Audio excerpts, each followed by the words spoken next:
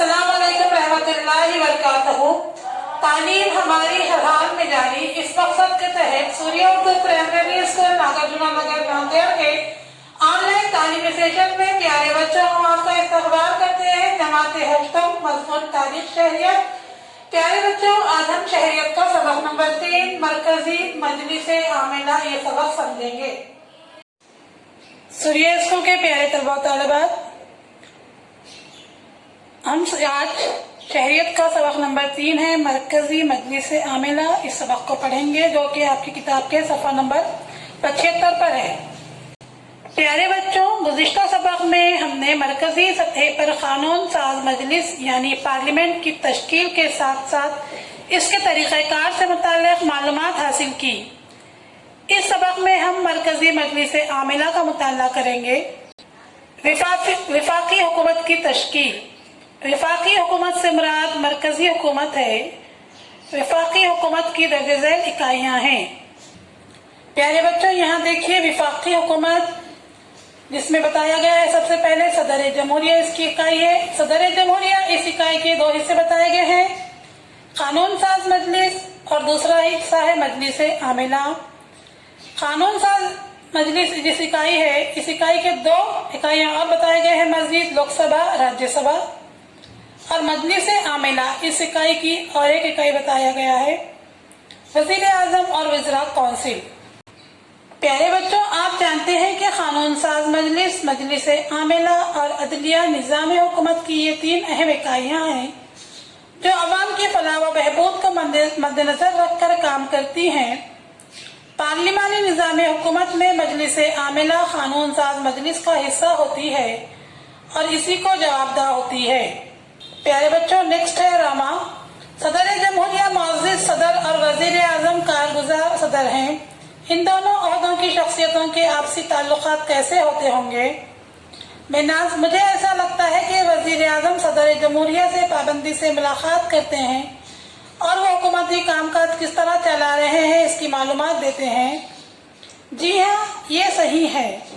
मुल्क का कामकाज और नए नए कानून और पॉलिसियों की मालूमात वजीर आजम सदर जमहूरिया को देते हैं, बल्कि इस तरह की मालूमात हासिल करना सदर जमहूरिया का इख्तियार और हक है। मजलिस आमिला में किसका शुमार होता है?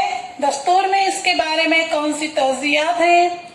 मजलिस आमिला अवाम की फलाह की पॉलिसी किस तरह तैयार करती है वगैरह की मालूमात हमें हासिल करना है। भारत के मरकजी मजलिस आमिला में सदर जमहूरिया, वजीर आजम, वज़रा कौंसिल का शुमार होता है। सदर जमहूरिया भारत की आईनी शक़ों के मुताबिक सदर जमहूरिया भारत का सरबराह होता है। सदर जमहूरिया भारतीय जमहूरियत का नुमाइंदा होता है, इसीलिए ये ओहदा निहायत मोहतरम और बावक़ार है। आईन हिंद ने सदर जमहूरिया को मुकम्मल इख्तियार आमिला दिया है। मुल्क के हुकूमती उमूर सदर जमहूरिया की निगरानी में अंजाम पाते हैं। इसके बावजूद अमली तौर पर वजीर आजम और वज़रा कौंसिल हुकूमती कामकाज करते हैं, इसीलिए सदर जमहूरिया आईनी सदर बराए नाम जबकि वजीर आजम इंतजामी सरबराह होता है। सदर जमहूरिया का इंतखाब। भारत के अवाम बिलवास्ता तौर पर सदर जमहूरिया को मुंतखब करते हैं। भारत के अवाम आम राय दहिंदगान सदर जमहूरिया को बराह रास्त मुंतखब नहीं करते, बल्कि इनके मुंतखब करदा अरकान पार्लियामेंट और अरकान असम्बली सदर जमहूरिया का इंतखाब करते हैं। पार्लियामेंट और विधानसभा के अरकान के ऐसे ग्रोह को इंतखाबी मजलिस कहा जाता है। सदर जमहूरिया की मुद्दत कार 5 बरस होती है। सदर जमहूरिया के उम्मीदवार का भारतीय शहरी होना जरूरी है। उसकी उम्र 35 बरस मुकम्मिल होनी चाहिए। बतौर सदर जमहूरिया मुंतखब शुदा शख्स को अपने ओहदे का हल्फ लेना होता है। आइन की हिफाजत और आइन के मुताबिक इंतजामी उमूर की निगरानी सदर जमहूरिया के फराइज हैं। सदर जमहूरिया वजीर आजम और वज़रा कौंसिल के मशवरे पर इंतजामी उमूर अंजाम देते हैं।